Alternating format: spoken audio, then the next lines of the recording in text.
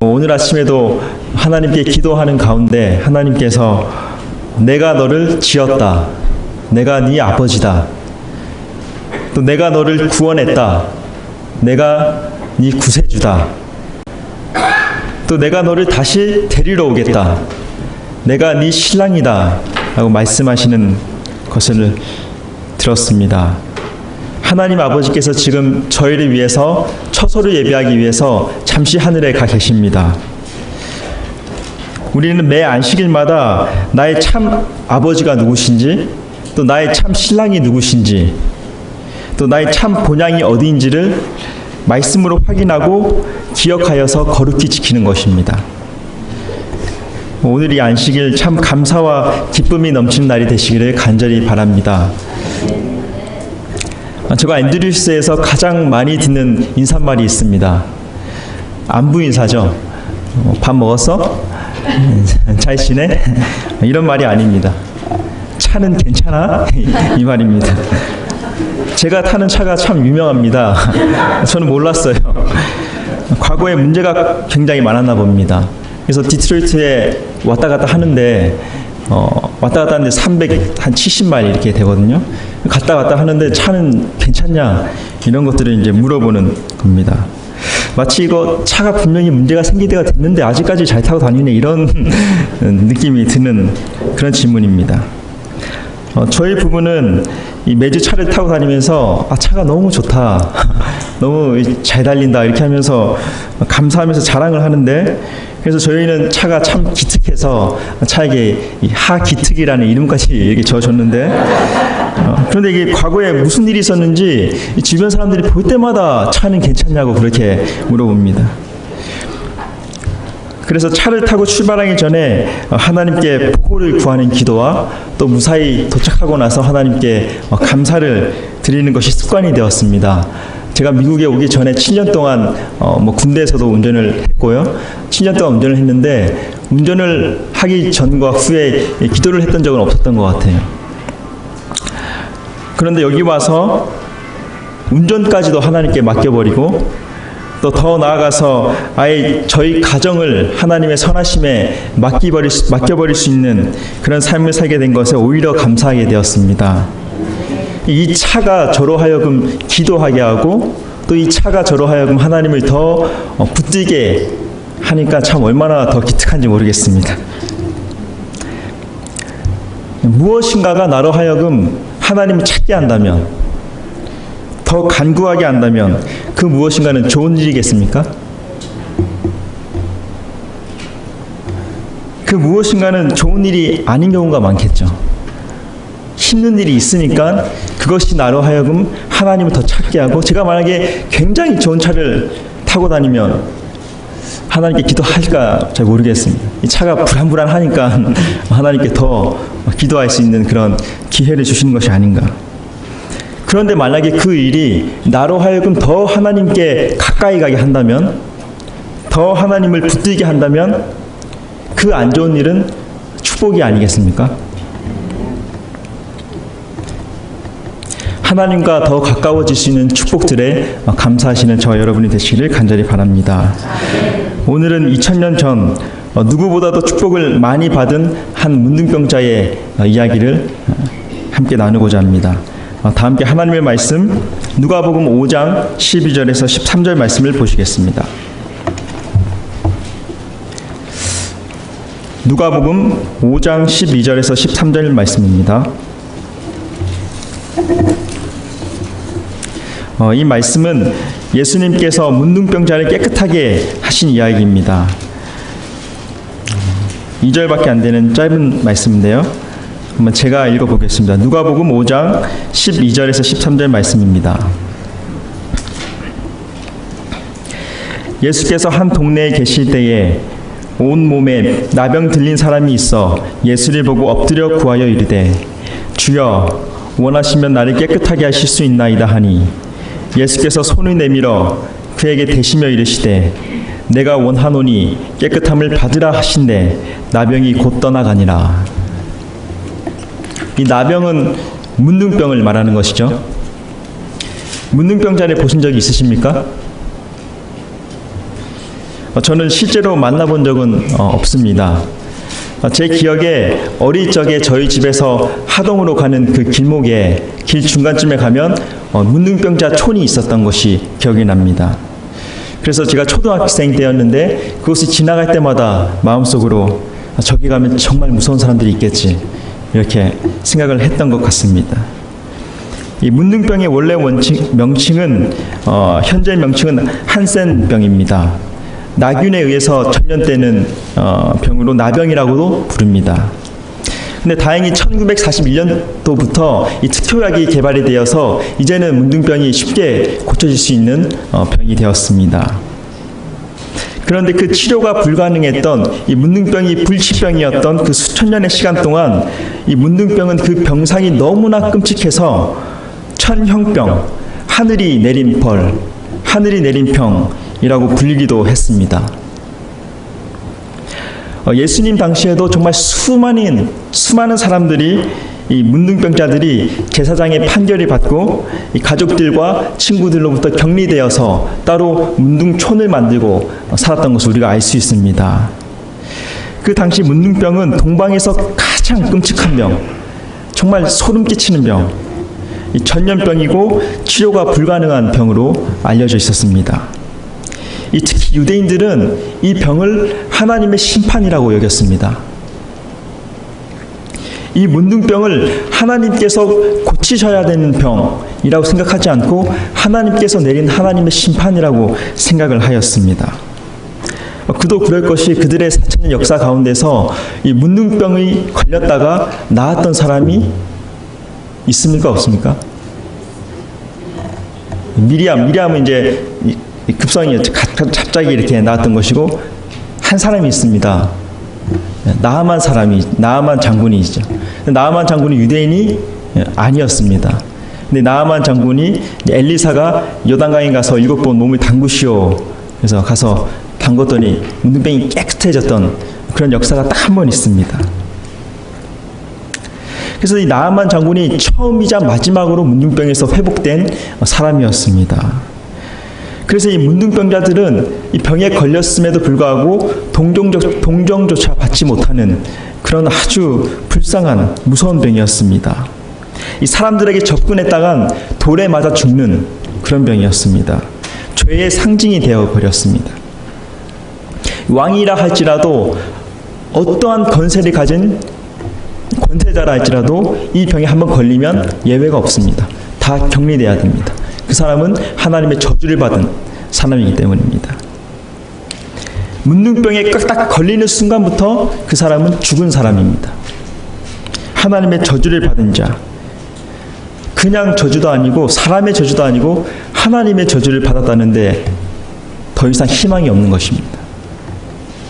그들의 삶은 아무런 희망도 목적도 의미도 없이 그저 몸끝에서부터 썩어가는, 죽어가는 그런 삶이었습니다. 2000년 전 어느 날 예수님께서 제자 베드로의 집이 있는 갈릴리 호숫가 마을 가버나움에서 사역하고 계셨습니다. 나이가 30살, 아주 젊은 저 정도 되는 그런 나이 때 사역하고 계셨습니다. 예수님의 사역은 대부분 무엇이었습니까? 예수님의 사역은 말씀을 선포하는 것도 맞지만 대부분의 경우는 사람을 치료하는, 고치는 그런 사역이었습니다. 이사야서 35장에는 이런 아름다운 말씀이 있습니다.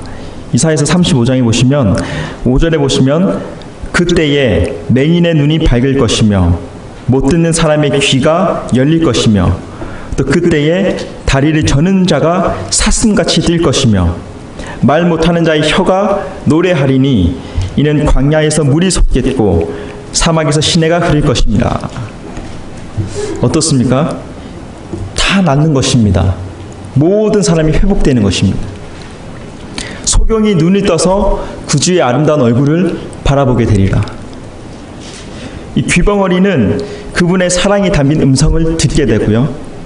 또 절름발이는 사슴처럼 뛰면서 구주를 찬양하게 됩니다. 또 말 못하는 자의 혀는 풀려서 누구보다도 가장 큰 목소리로 예수님을 찬양하는 것입니다.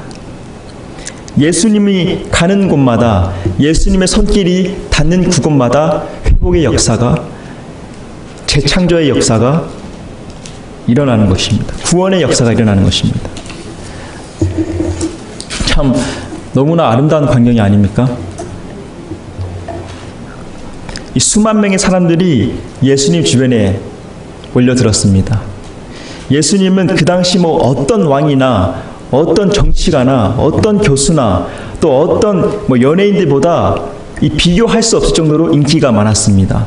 예수님이 가시는 곳의 뒤에는 수만 명이 막 따라다녔습니다. 상상하기 힘든 그런 군중들이 따라다녔습니다.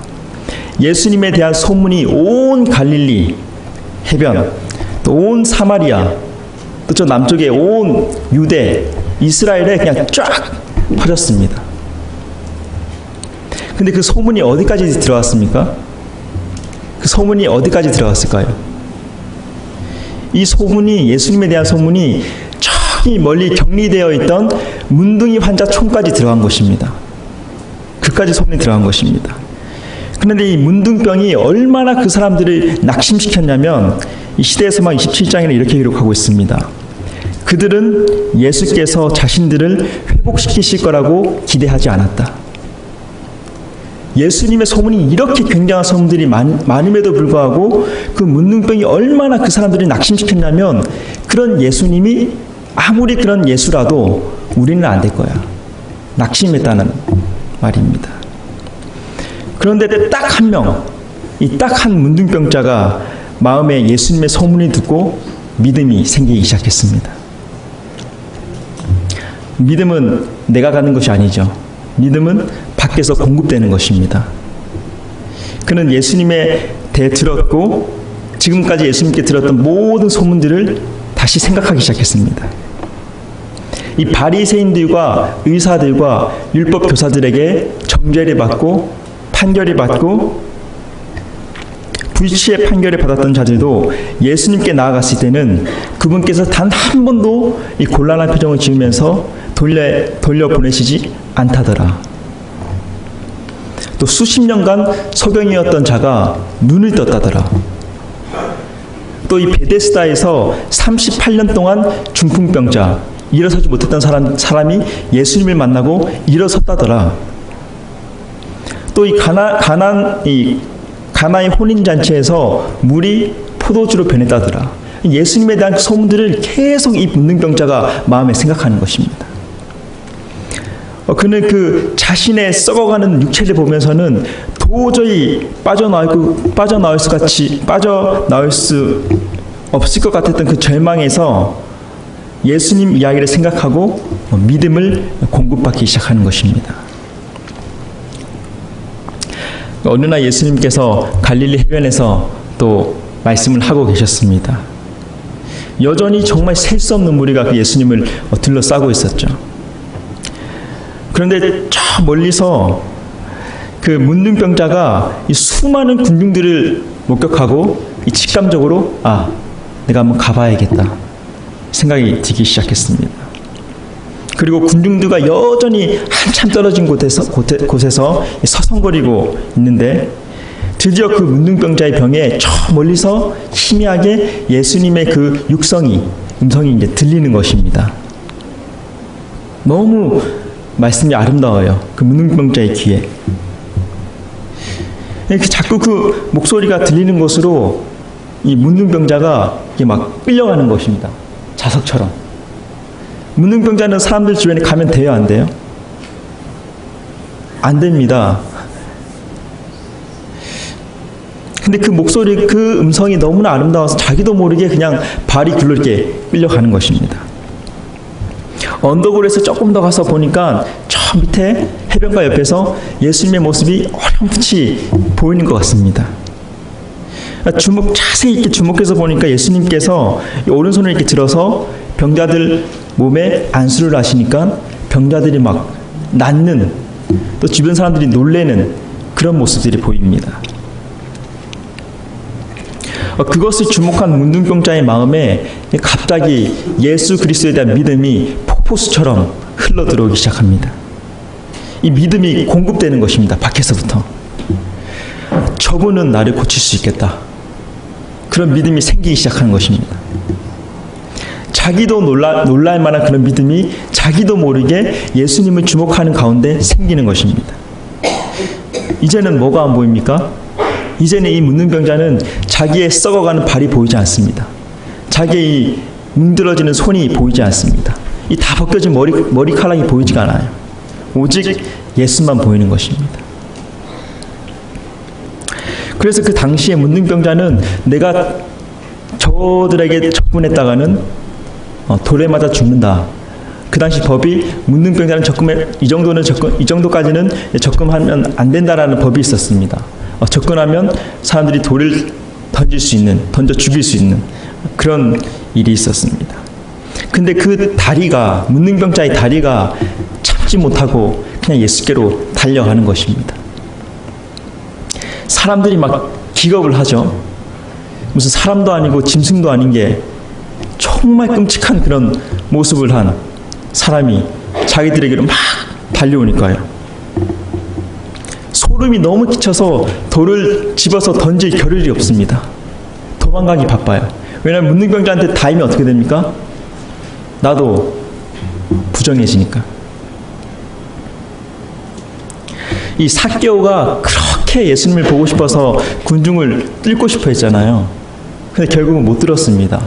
근데 이 문둥병자는 아무런 노력도 안 했는데 그냥 그 군중이 홍해 바다처럼 쫙 열리는 것입니다. 아무도 그 사람과 접촉하고 싶지 않기 때문에.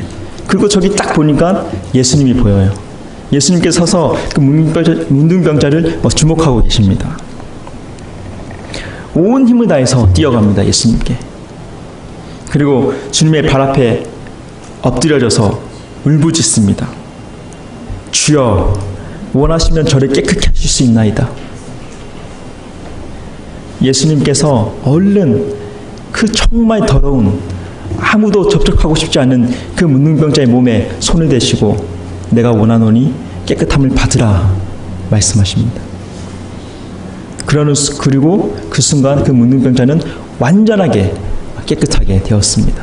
새 살이 돋아났습니다.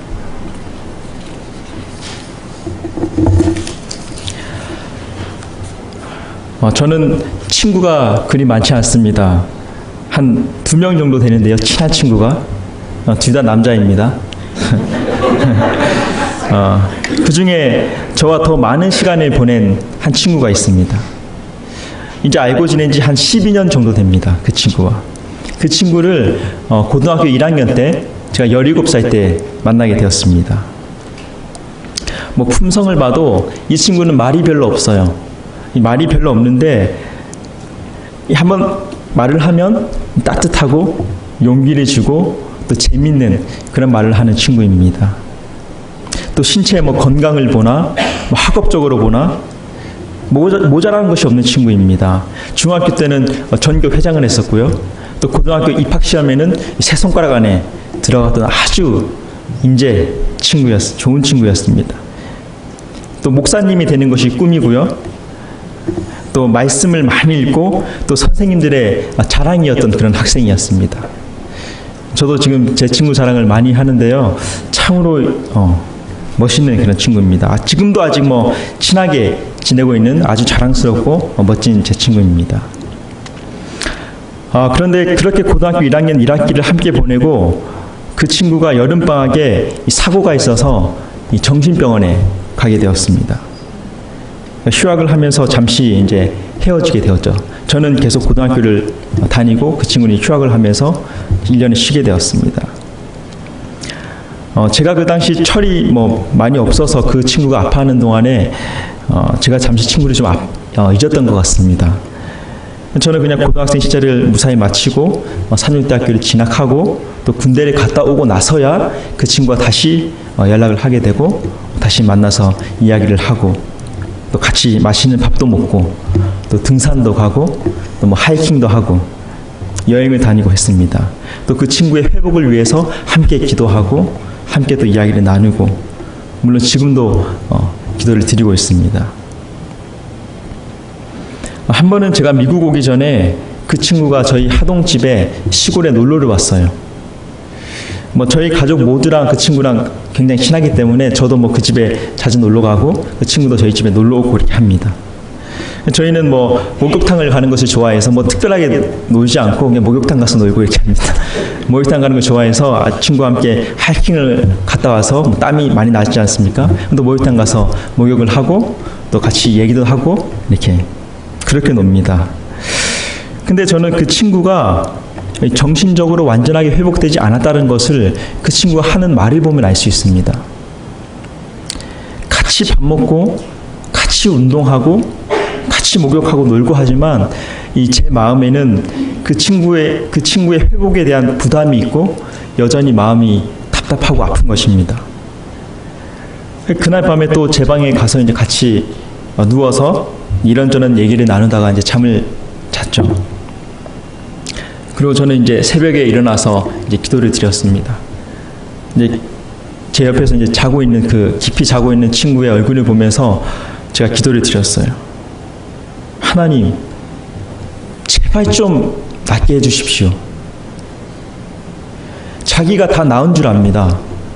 지금 마음이 너무나 답답하니까 제발 좀 낫게 좀 해주십시오. 그래서 예수님께 나아오도록 또 무릎 꿇도록 도와주십시오. 너무 그냥 답답해 죽겠는 것입니다. 자기가 아픈 것을 알아야지 나을 생각을 할 텐데 자기가 다 나은 줄 알고 있는 것입니다.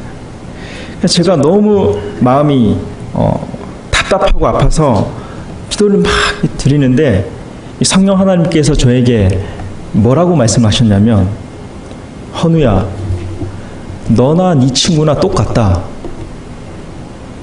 네 친구가 정신이 아파서 정신이 아픈 것을 깨닫지 못하는 거나 네가 죄인인 것을 깨닫지 못하는 거나 똑같다. 이렇게 말씀을 하시는 것을 제가 깨달았습니다. 너도 네 죄를 깨닫지 못하고 있지 않느냐? 너도 네가 죄인인 것을 깨닫지 못하고 있지 않느냐? 네가 죄인인 것을 깨달아야지 네가 회복될 생각을 할 텐데 너도 네가 죄인인지 모르는데 똑같다고 이렇게 말씀하시는 것입니다. 그날 새벽에 저는 저 자신이 죄에 얼마나 심각한 문둥병에 걸렸는지 모르고 살아가고 있음을 답답해하시는, 또 애통해하시는 그런 예수님의 마음을 느낄 수 있었습니다. 이기심과 교만함과 시기 질투가 내 마음에 가득합니다. 그 문둥병이 제 마음과 정신을 좀먹고 있고 썩어가고 있는데 그것을 모르고 있는 것입니다. 그것을 모르니까 2000년 전에 그 문둥병자처럼 하나님께 달려갈 생각을 안 하는 것입니다. 이사야서 1장 5절 6절 말씀입니다.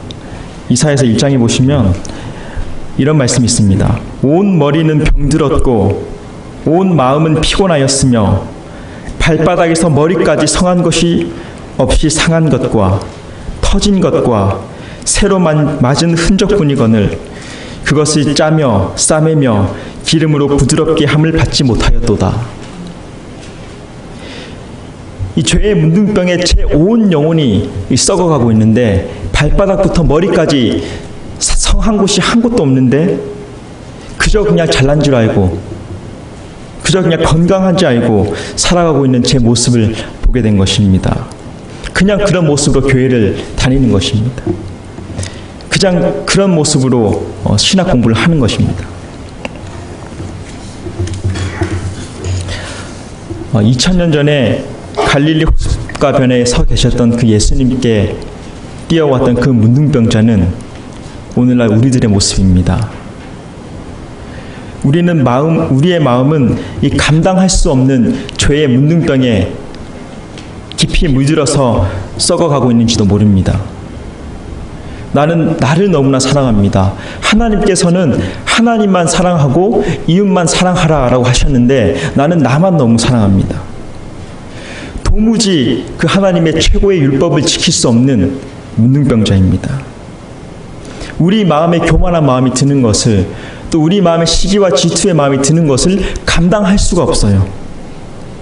그래서 우리의 영혼이 썩어가고 있는 것을 그 문둥병자가 자기의 병을 감당할 수 없었던 것처럼 우리도 감당할 수 없는 것입니다. 근데 더 심각한 것은 그 문둥병 걸린 몸을 가리기 위해서 끊임없이 좋은 옷을 사 입는 것입니다. 예수님께 뛰어갈 생각은 하지 않고 다른 것을 사서 내 몸을 가리려 하는 것입니다. 세상에서 돈을 많이 벌면 이 문둥병을 가릴 수 있을 것 같이 보입니다. 또 교회에서 훌륭한 봉사를 많이 하면 이 불치병의 수치를 가릴 수 있을 것처럼 보입니다. 또 대학에서 신학 석사, 박사 정도 하면 내 영혼의 문둥병을 효과적으로 대처할 수 있을 거라고 착각합니다. 그래서 우리는 수없이 많은 옷들을 사 입고 사는지도 모르겠습니다. 내가 새로 산 옷에 내 문둥병에 더러운 진물이 묻으면, 더러운 피가 묻으면 버리고 다른 거 사 입으면 됩니다. 또 다른 좋은 옷을 그 위에 껴입는지도 모르겠습니다. 예수님께서 그 당시 유대 관원들에게, 바리새인들에게, 율법학자들에게 뭐라고 말씀하셨냐면 이 회칠한 무덤 같은 자들이여, 이렇게 말씀하셨습니다. 회칠한 무덤이요. 이 무덤이 겉이 너무나 예뻐요. 너무나 잘 꾸며서 이 무덤이 너무나 아름답고 웅장합니다. 온갖 좋은 것들로 무덤을 장식해 놓았습니다. 근데 그 안에는 뭐가 있습니까? 사람의 죽은 시체가 있습니다. 이 썩어가는 시체가 있는 것입니다. 썩는 냄새가 그 안에서 진동을 하는 것입니다. 오히려 가릴 것이 하나도 없어서 그냥 무조건 하나님께 뛰어와야 했던, 예수님께 뛰어와야 했던 그 문둥병자가 오히려 우리보다 더 많은 축복을 받았는지 모릅니다. 만약 주변 사람들이 모두 인정하는 나의 좋은 직업과 나의 좋은 직장이 나로 하여금 하나님 찾게 하지 못한다면 그것은 축복이 아닙니다. 만약 교회에서 내 위치와 직분이 나로 하여금 교만하게 해서 하나님 앞에 무릎 꿇게 못한다면 그것은 축복이 아니라 그 직분과 직책은 저주입니다. 만약 내 돈이 많아서, 부귀가 많아서 내 명예가 나로 하여금 하나님 앞에 겸손히 엎드려 굴복하지 못하게 한다면 그 돈과 그 명예는 이 땅에서 잠깐 좋아 보일 수 있지만 하나님 앞에는 저주인 것입니다. 문둥병보다 더 큰 저주인 것입니다. 이 땅에서 축복처럼 보이는 것들이 축복이 아닐 수가 있습니다. 이 세상에서 이 세상이 저주라고 생각하는 그것들이 하나님을 만나게 되는, 하나님께 가까이 가게 되는 축복의 통로가 될 수 있는 것입니다. 전능하신 하나님이신 예수님을 눈앞에 두고도, 그분의 생명의 말씀을 듣고도, 그분의 치유하시는 능력을 두 눈으로 보고도 내 위치와 내 돈과 또 내 명예와 내 많은 자랑 때문에 영생을 잃어버렸던 그 수많은 바리새인들과 유대인들이, 그 율법학자들이 오늘날 이 교회에도 있을 수가 있습니다. 그들은 자타가 공인하던 하나님을 최고로 잘 섬기던 사람들이었습니다.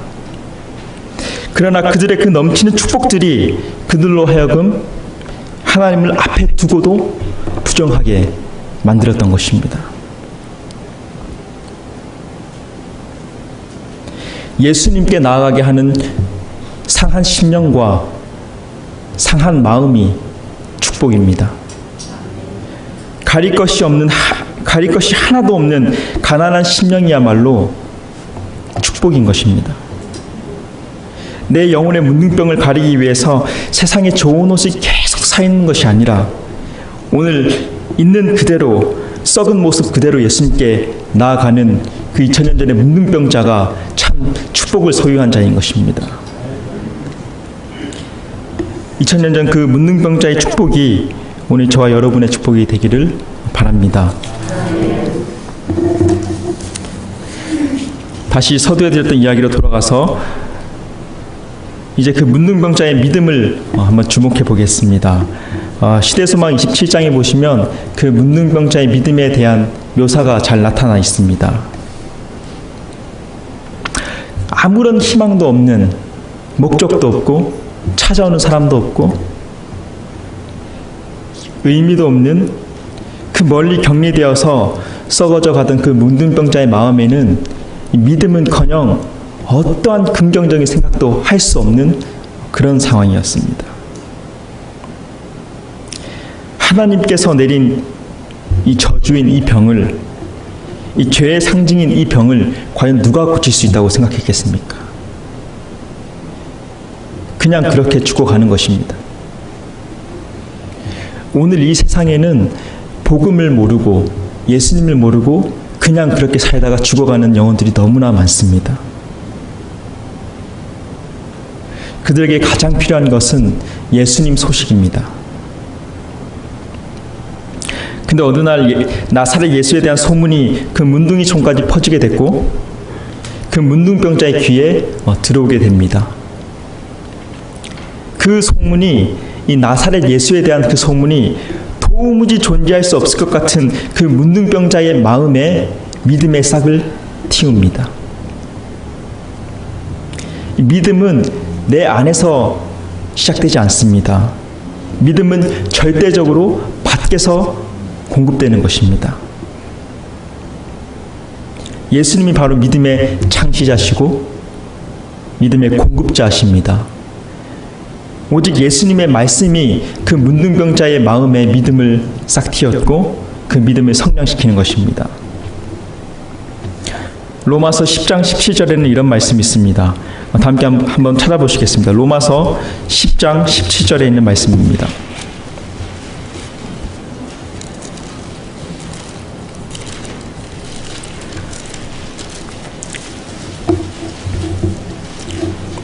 로마서 10장 17절에는 이런 말씀이 있습니다. 그러므로 믿음은 들음에서 나며 들음은 그리스도의 말씀으로 말미암느니라. 믿음은 들음에서 납니다. 이 세리장 삭개오가 예수님에 대한 소문을 먼저 들었어요. 그리고 그 마음에 희망과 믿음을 공급받았습니다. 또 이 기생 라합이 이스라엘의 진군 소식을 들었습니다. 이스라엘의 통치자이신 하나님께서 어떻게 역사하시는지를 먼저 들었어요. 그리고 그의 삶에 결단을 내릴 수 있는 믿음을 공급받았던 것입니다. 우리는 하나님의 살아있는 말씀을 먼저 들어야 합니다. 내 마음속에 들려오는 소리는 믿음을 공급할 수 없습니다. 내 마음은 불신과 불안과 의심, 믿음에 반대되는 것들을 제공합니다. 우리는 우리의 마음의 소리를 듣기보다는 우리의 마음 밖에서 들려오는 하나님의 말씀을 들어야 하는 것입니다. 그 문둥병자가 자기 자신을 바라보고 자기 마음을 들었을 때 무엇을 보았겠습니까? 썩어진 발, 잘려나간 손, 다 벗겨진 머리, 피투성이인 피부, 상처를 보았을 뿐입니다.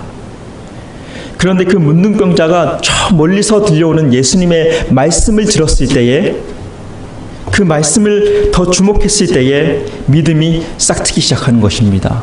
예수님의 말씀을 계속 묵상하고 생각했을 때에 그 믿음이 확신이 되어버리는 것입니다.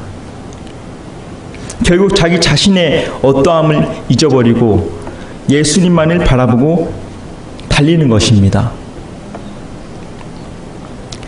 믿음은 들음에서 나고 들음은 그리스도의 말씀으로 말미암습니다. 오늘날 우리는 무엇을 듣습니까? 저와 여러분은 무엇을 듣고 사십니까? 우리는 듣는 대로 믿게 됩니다. 이 교회 안에 있는 청년들이, 학생들이 믿음이 더디 자라는 이유가, 이 세상으로 떠나는 이유가 무엇이냐면 하나님의 말씀을 듣는 시간보다 영화를 보는 시간과 스마트폰을 보는 시간과 세상 음악을 듣는 시간이 더 많기 때문에 그런 것입니다. 비교할 수 없을 만큼 더 많기 때문입니다. 예술을 배우는 것보다 다른 학문을 배우는 것이 훨씬 더 많기 때문입니다. 우리들의 신앙이 시간이 지나도 여전히 연약한 것은 하나님의 말씀을 듣는 시간보다 세상을 듣는 시간이 더 많기 때문입니다. 세상의 말을 듣는 것이 더 편안하고 좋아하고 재미있기 때문입니다. 세상을 들으면 세상을 믿게 됩니다. 사단은 끊임없이 우리들로 하여금 하나님을 듣지 못하게 합니다. 하나님의 말씀을 펴지 못하게 해요. 우리는 너무나 많은 복잡하고 잡다한 세상의 소리에 노출되어 있습니다. 이 세상에 대한 믿음이, 이 돈에 대한 믿음이, 출세에 대한 믿음이 하나님에 대한 믿음보다 더 커질 수밖에 없는 것은 놀라운 일이 아닙니다. 우리는 많이 듣는 것을 많이 믿기 때문입니다. 혹시 앵무새에게 어떻게 말을 가르치시는지 아십니까? 앵무새는 사람의 말을 따라하잖아요. 먼저 그 앵무새를 잡아서 세상에 가둬야죠. 날아가는 것을 가르칠 수는 없으니까 먼저 잡아야 됩니다. 세상에 둡니다. 그리고 말을 해야죠. 안녕하세요? 그럼 앵무새가 안녕하세요 이렇게 바로 따라 할까요? 금방 그렇게 따라 하면 굉장히 쉽죠. 그 앵무새가 세상에 갇혀있다 그래서 사람의 말에 주의를 기울이지 않습니다. 사람의 말을 듣지 않습니다. 왜냐하면 이 사방에 갇혀있지만 사방에 사람의 말보다 더 재미있는 것들, 더 신기한 것들, 더 호기심 가는 것들이 사방에 깔려있기 때문입니다. 일단 그 세상을 가지고 조용한 곳에 갖고 가야 됩니다. 아무것도 들리지 않는 곳으로. 그리고 조용히 다가가서 검은색 보자기로 세상을 덮어 씌워야 돼요. 그리고 한참 후에 앵무새에게 조용히 다가가서 안녕하세요 이렇게 말하면 앵무새가 그때서야 그 세상 밖에서 들려오는 사람의 목소리를 주목하는 것입니다. 우리 역시 우리 밖에서 들려오는 하나님의 말씀을 들어야 되는데 앵무새의 그 눈과 귀를 현혹했던 너무나 많은 것들이 우리에게도 똑같이 존재하기 때문에 세상에 너무나 재밌는 것들, 우리를 현혹하는 것들이 너무나 많기 때문에 우리도 스스로 검은 보자기로 세상에 대한, 자신에 대한 눈과 귀를 가릴 수 있도록 노력해야 합니다. 우리에게 필요한 것은 검은 보자기이지 좋은 옷들이 아닙니다. 문둥병의 수치를 가리는 세상에 좋은 옷들이 필요한 것이 아니라 검은 보자기가 필요합니다. 믿음은 들음에서 나며 들음은 하나님의 말씀으로 말미암습니다. 세상을 들으면 세상에 대한 믿음이 커지고 하나님의 말씀을 들으면 하나님의 말씀에 대한 믿음이 커지는 것은 당연한 일입니다. 우리는 많이 듣는 것을 많이 믿게 됩니다.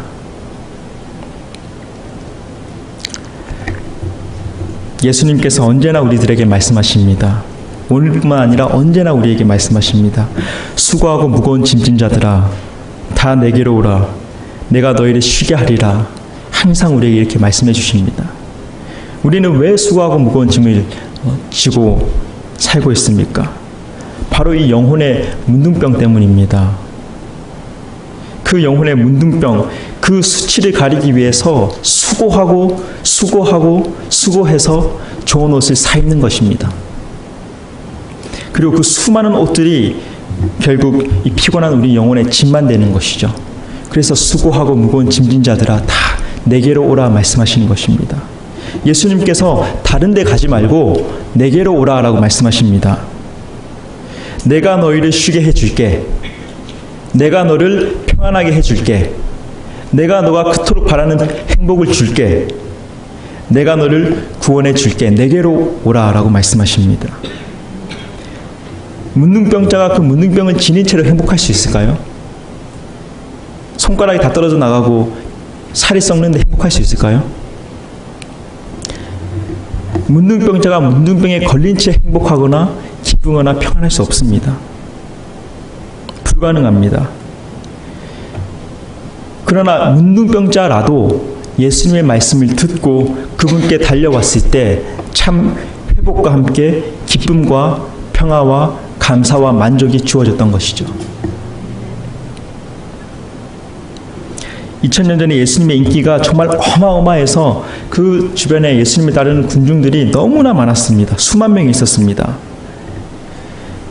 그러나 그 부요하여서 부족함을 모르던 자들, 내가 스스로 괜찮다고 생각했던 그 수많은 대부분의 사람들은 예수님과 함께 있었지만 예수님과 전혀 상관없는 사람들이었습니다.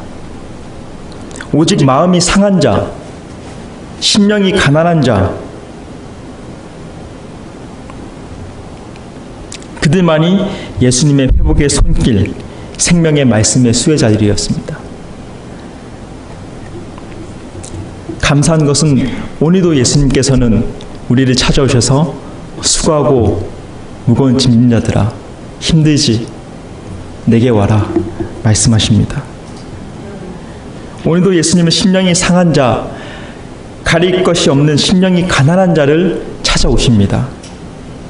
예수님의 말씀을 들음으로 우리의 믿음의 싹이 트게 되고 있는 모습 그대로 예수님께 달려가서 수고하고 무거운 짐을 모두 내려놓는 참 구원의 안식일이 되시기를 간절히 바라면서 오늘 말씀을 마치겠습니다.